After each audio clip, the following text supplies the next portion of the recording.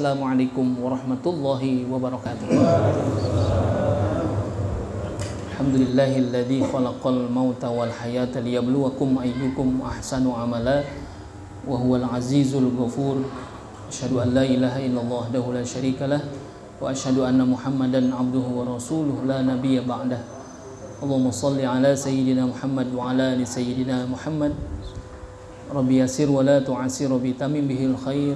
Rabbi syrah li sadri wa yassir li amri wahlul 'uqdatam min lisani yafqahu qawli. Qalu subhanaka la ilma lana illa ma 'allamtana innaka antal alimul hakim. Qala Allah ta'ala fi kitabihil karim wa huwa asdaqul qailin.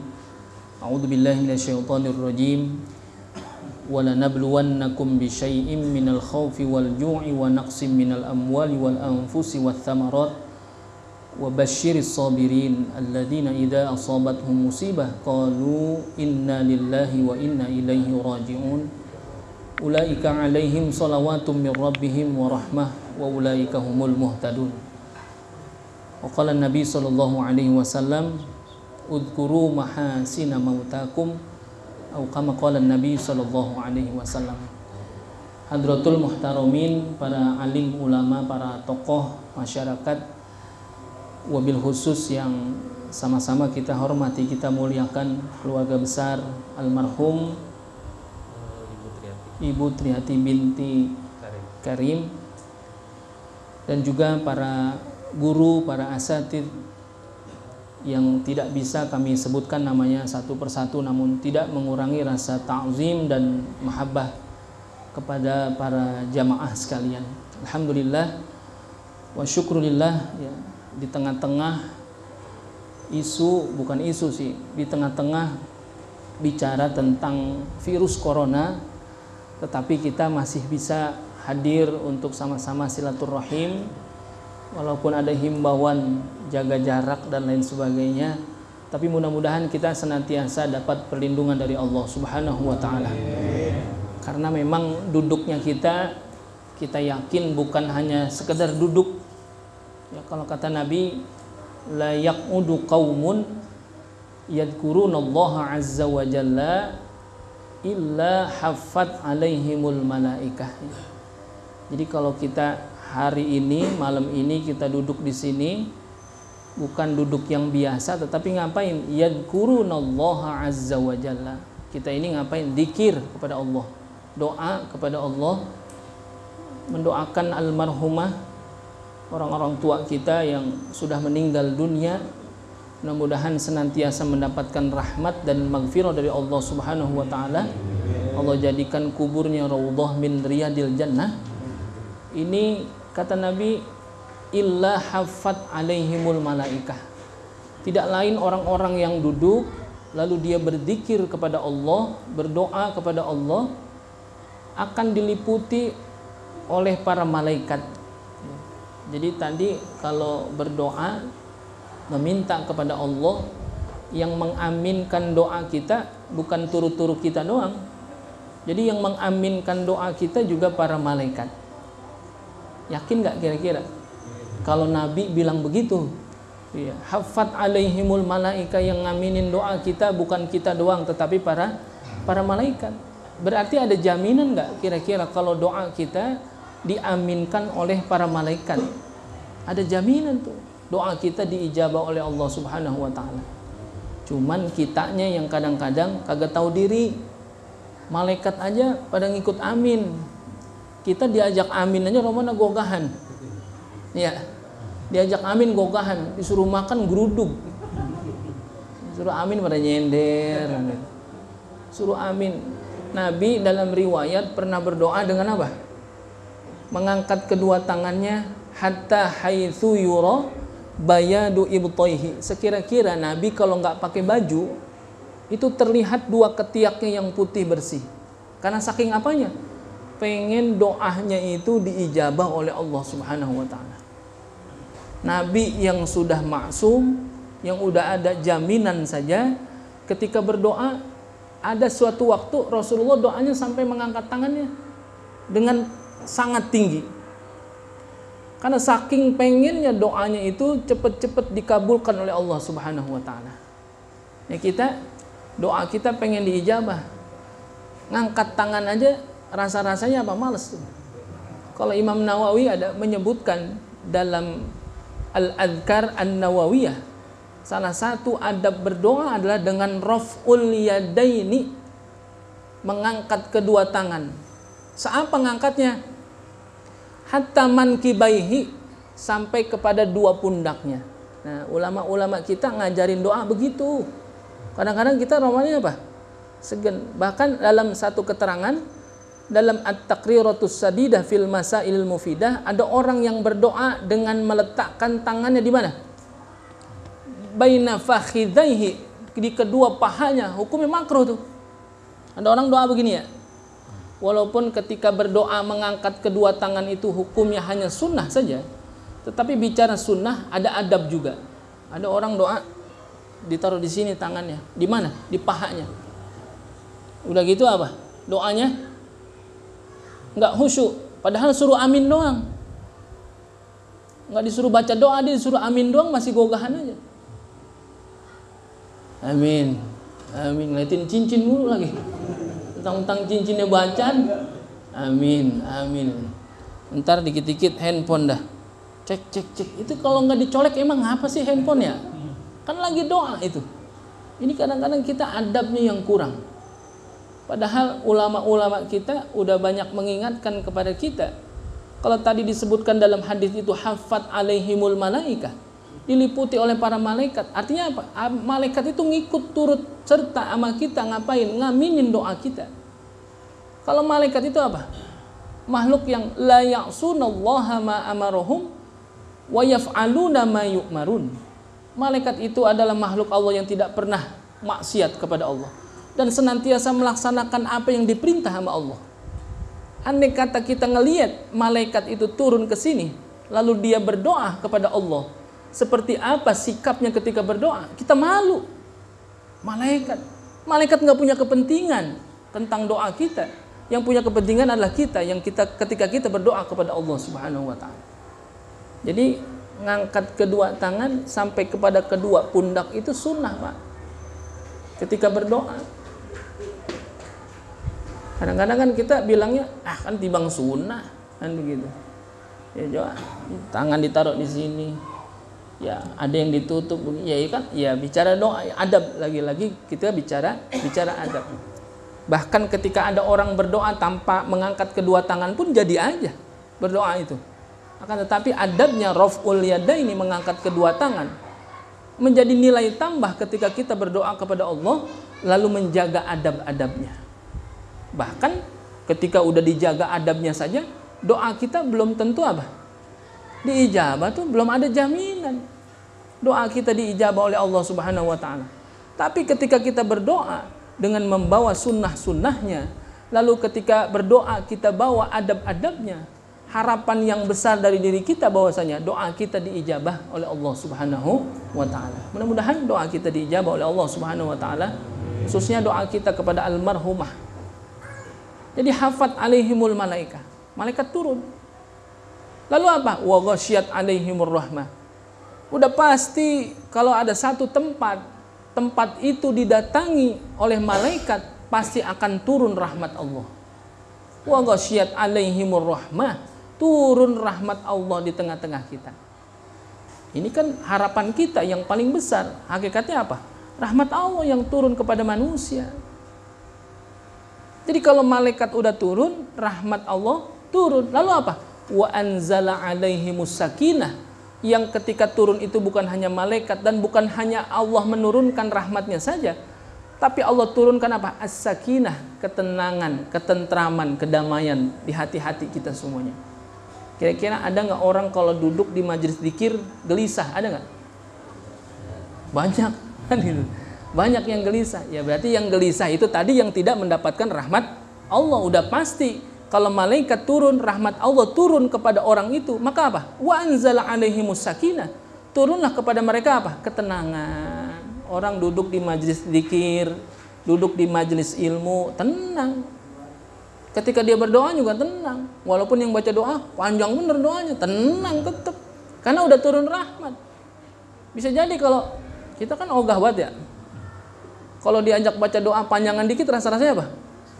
Udah budi mulu. Apa budi? Aku bisa diem. Sila udah ganti mulu nih. Lama amat sih dia. Kalau saya tanya, ini di musola, kalau giliran Ramadan sembahyang tarawih, kira-kira ya kalau yang jamaah itu penuh, yang sembahyangnya cepet apa lambat? Cepet. Udah pasti jawabannya sama, cepet kan gitu. Yang mana imamnya lambat pasti gak laku tuh dia. Orang nyari yang cepetan dikit, mana ya? Jadi dah yang jauhan dikit ke masjid dia kejar. Yang penting di sana cepet. Daripada di sini lama, kan begitu. Ya bisa jadi yang seperti itu apa? Karena tidak turun rahmat Allah kepadanya. Sehingga apa? Nggak ada ketenangan, nggak ada kedamaian, nggak ada ketentraman di dalam hatinya. Kita yakin ketika kita duduk lalu berzikir kepada Allah, malaikat yang turun, rahmat Allah turun, turun juga apanya? Ketenangan di dalam hati kita. Merasa tenang, merasa damai. Pulang dari sini pun ketenangan itu masih kita bawa sampai di rumah, ngucap salam sama istri, assalamualaikum. Wah, ini masih tenang aja, luar biasa. Walaupun di rumah nggak ada beras tuh, tetap aja kelaparan. Emang agak ada beras. Lah, iya. Tenang mah tenang hati teman. Kalau beras mah romannya gelisah juga kan begitu. Tapi minimal ada apa? Ada harapan yang besar. Walaupun nggak ada beras, mudah-mudahan ada hari ada rezeki. Kita yakin akan pertolongan Allah. Makanya orang kudu sering-sering datang ke majlis dzikir begitu. Karena banyak rahmat Allah yang turun dan akan diturunkan ketenangan di dalam hati kita. Lalu yang terakhir kata Nabi, wa dzakarallahu fi ma indah. Jadi kalau kita duduk sekarang hadir di majlis dzikir untuk sama-sama berdoa, Allah ceritain tuh kepada para malaikat. Wa dzakarallahu fi ma indah. Allah bercerita kepada malaikat tentang siapa? Tentang orang-orang yang hadir di majlis dzikir. Si fulan hadir. Allah sebut namanya. Kan luar biasa itu. Jarang-jarang kita diceritain. Jarang-jarang kita disebutkan oleh para malaikat. Tapi ketika kita hadir datang ke majlis dzikir, ke majlis ilmu, Allah ceritain. Si fulan itu pernah datang. Dan apapun yang ada di sana menjadi saksi nanti di akhirat. Makanya Pak, kita kalau lagi sholat fardu tuh, biasanya habis sholat fardu kan ada biasa belumnya ada qobliyah atau sesudahnya ada ba'diyah. Ngapa sih orang kalau sholat fardu ketika qobliyah atau ba'diyah pindah tempat? Gitu ya. Kan banyak yang tanya tuh. Sholat fardu habis sholat selesai lalu mau sholat sunnah ba'diyah dia ngapain? Dia mundur atau nyari tempat. Ketika tadi qobliyah di sono, pas giliran sholat fardunya di sini.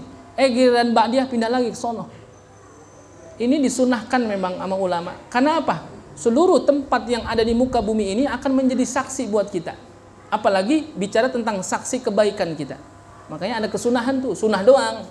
Jadi kalau habis sholat fardu, kita ba'diyah pindah ke sono. Jadi kalau bisa seluruh tempat di muka bumi ini pernah kita injak. Untuk apa? Untuk dalam bermunajat kepada Allah Subhanahu wa taala. Sunah tuh.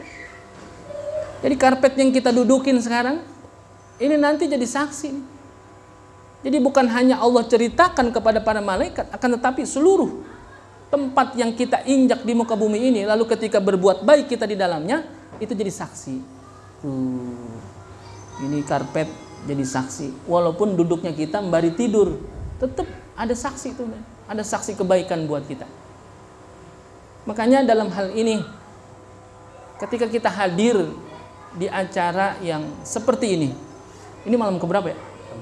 Malam keempat dari meninggalnya orang tua kita. Ini ada kesunahan kita untuk senantiasa terus ngapain? Berdoa. Doain. Kan dikit-dikit kita disuruh ngeluarin dalil ya. Itu ngapain sih takziah sampai 7 hari? Dalilnya mana kan gitu. Ya kita memang dari dulu diajarin ya kalau ada meninggal dari malam pertama sampai malam ke-7 kita ngaji, ntar 14 hari kita bikin, 40 hari kita bikin, 100 hari kita bikin. Cuman kadang-kadang kitanya juga salah juga. Kita bikin itu, akan tetapi kita nggak tahu juga penguat daripada dalilnya. Kan orang sekarang rata-rata begitu nanya. Kalau ada dalilnya, bid'ah, kan begitu. Ya kita juga kurang mantap juga nuntut ilmunya. Jadi kalau ditanya, itu ngapa sih kalau orang meninggal ngaji sampai 7 hari? Dalilnya apa sih? Ya kagak tahu juga dah. Dari sononya begitu, gua kagak ngambil untung dikit juga, kan begitu. Ya jangan juga, kalau bisa, kalau guru-guru kita masih ada, ya kita tuntut ilmunya, kita tanya, biar lebih mantap lagi. Bicara orang kita, walaupun tanpa dalil, kalau yang melakukan itu adalah guru, ulama kita, dicontohin, kita apa? Mantap juga ngerjain. Tapi alangkah lebih mantapnya lagi kalau kita tahu dalilnya, kan begitu. Nah sekarang, kalau kita ngaji ini malam ke-4, besok masih ada ke-5, ke-6, ke-7, itu emang ada kesunahan. Udah gitu ada yang protes lagi. Udah ngaji sampai 7 hari, udah gitu tuan rumah suruh masak lagi. Kita makan di tempat orang yang meninggal. Apa kagak nyusahin itu? Kan begitu ya? Lah dia ngeluarin duit juga kagak. Bantuin masak juga kagak, tapi ngomel. Imam Tawus menyebutkan innal mauta yuftinuna fi kuburihim sab'an. Orang yang meninggal dunia itu, Pak, kan orang mati itu ketika diantar ke kubur, yatba'ul mayyit salasun. Yang ngiringin mayit itu ada 3. Apa? Ahluhu wa maluhu wa amaluhu. Keluarganya, hartanya, amalnya. Yang tersisa nggak mau apa? Nggak mau pulang, apanya? Amalnya. Yang 2 mau pulang, ahlinya pulang, hartanya juga pulang. Ketika amalnya itu nggak ngikut pulang, tapi menemani orang yang meninggal tadi dalam kubur, innal mauta yuftinuna fi kuburihim sab'an. Orang yang meninggal dunia fi kuburihim, di dalam kuburnya itu apa? Yuftinun, difitnah. Difitnah di sini maksudnya apa? Ditanya. Fi kuburihim sab'an, 7 hari berturut-turut. Jadi orang yang mati ketika dikuburkan, di dalam kuburnya, ketika dia sudah masuk ke dalam liang kubur, kalau ada yang menyebutkan katanya orang yang nganterin ini apa? Berapa langkah? 7, ada yang bilang 7, ada yang 3. 7 langkah, maksudnya 7 langkah itu bukan benar-benar 7. Baru 6, mundur lagi, nggak jadi tanya, nggak jadi tanya, kata gitu. Bukan itu maksudnya. Hakikatnya orang ketika sudah dikuburkan, lalu ditinggal oleh ahli keluarganya dan orang-orang yang lainnya, itu langsung diapain? Ditanya, yuftinuna fi kuburihim sab'an, 7 hari berturut-turut. Makanya kalau ada yang bilang, itu kalau ada orang meninggal nunggu kubur berarti dia kagak ditanya ya, kata begitu. Lah malaikat munkar wa nakir nganggur. Ya kagak begitu maksudnya. Orang yang ditunggu kubur itu maksudnya dalam rangka apa? Berdoa memudahkan si ahli kubur ketika ditanya oleh malaikat munkar dan nakir. Ini ada kesunahan, Pak. Innal mauta yuftinuna fi kuburihim sab'an. Orang yang sudah meninggal di dalam kuburnya itu ditanya 7 hari berturut-turut. Ini kalau orang yang beriman. Kalau orang munafik arba'una yauman. Orang munafik itu akan ditanya dalam kuburnya 40 hari berturut-turut. Enggak berhenti-berhenti ditanya. Didedes, didedes. Bukan ditanya doang, kalau ditanya sekedar tanya, kalau didedes diapain? Ditanya sampai apa? Bener-bener ditanya. Ngapain aja lu waktu sono? Didedes tuh, sampai ngaku, maksudnya didedes kan begitu ya? Kita jangankan dikubur, yang nanya malaikat munkar wa nakir. Banyak riwayat yang menyebutkan bahwa malaikat munkar wa nakir itu punya rupa, punya pertanyaan, punya keganasan yang berbeda-beda. Sekarang begini aja dah, kita di dunia dah ditanya sama orang, diinterogasi, kira-kira bagaimana? 3 jam dah interogasi. Lu katanya ngelihat si Anu ngambil sepeda, wah gitu didedes begitu, kira-kira gimana? Ditanya sama manusia aja 3 jam berturut-turut nggak berhenti-berhenti, itu kita nggak enak. Apalagi yang nanya malaikat munkar wa nakir. 7 hari nggak berhenti-berhenti itu pertanyaan malaikat di dalam kubur. Kita bayangin dah ya, ini jadi introspeksi buat kita. Kita juga bakalan mati, kita juga bakal ditanya sama malaikat munkar wa nakir 7 hari berturut-turut. Makanya apa? Wa kanu yustahabun. Makanya mereka siapa? orang-orang yang ditinggalkan oleh orang yang meninggal tadi, ahli keluarganya, ada kesunahan bagi mereka untuk apa? Ayyut'ima anhum, mengeluarkan apa? Ayyut'ima, kan to'am itu kan makanannya. Ayyut'ima anhum maksudnya apa? Bersedekah. Tilkal ayyam, di hari-hari itu, di hari pertama sampai hari ke-7, si keluarga ahli mayit ini ngapain? Suruh ayyut'ima, suruh bersedekah, memberikan makan kepada orang-orang di sekitarnya. Makanya kalau ada orang meninggal dunia, lalu ahli keluarganya masak, beli ini, kue ini, itu, bakal siapa? Orang-orang itu suruh pada datang, suruh pada makan. Bukan pada makan doang, tapi ngapa? Minta tolong didoain ini almarhumah. Karena apa? Ada kesunahan. Dengan sodakohnya itu, dengan doa yang dihantarkan oleh orang-orang yang hadir itu, punya cita-cita agar supaya apa? Ketika ditanya oleh malaikat munkar wan nakir di kubur itu, menjadi apa? Menjadi lebih ringan. Meringankan pertanyaan malaikat munkar wan nakir. Jadi kalau misalkan kita, keluarga kita meninggal dunia, kita bikin tahlil 1 sampai ke-7, lalu kita apa? Ngeluarin makanan. Karena apa? Yustahabun. Yustahab itu apa? Sunnah, Pak. Jadi kan dalam bahasa sunnah itu bisa jadi wa yusannu, ya, wa yustahabbu, itu bahasa sunnah juga. Jadi kalau dalam hal ini sahibul musibah bikin nasi uduk, apa yang sebagainya, lalu diapain? Dihidangkan kepada kita. Lalu kita apa? Makan. Jangan disangka makannya itu kita sekedar makan saja. Di dalam makannya kita itu ada unsur doa juga. Kita yakin yang ngasih makan ini, yang ngeluarin ini adalah orang yang baik, orang yang soleh. Kalau dia nggak soleh, nggak mungkin dia ngajak kita untuk berdoa sama-sama.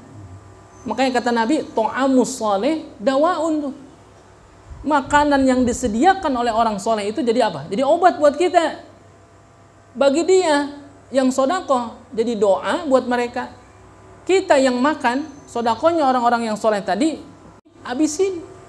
Jangan disisain, Pak. Kadang-kadang kita nyendoknya aja kayak apa tahu. Pas giliran makan kagak dikolotin.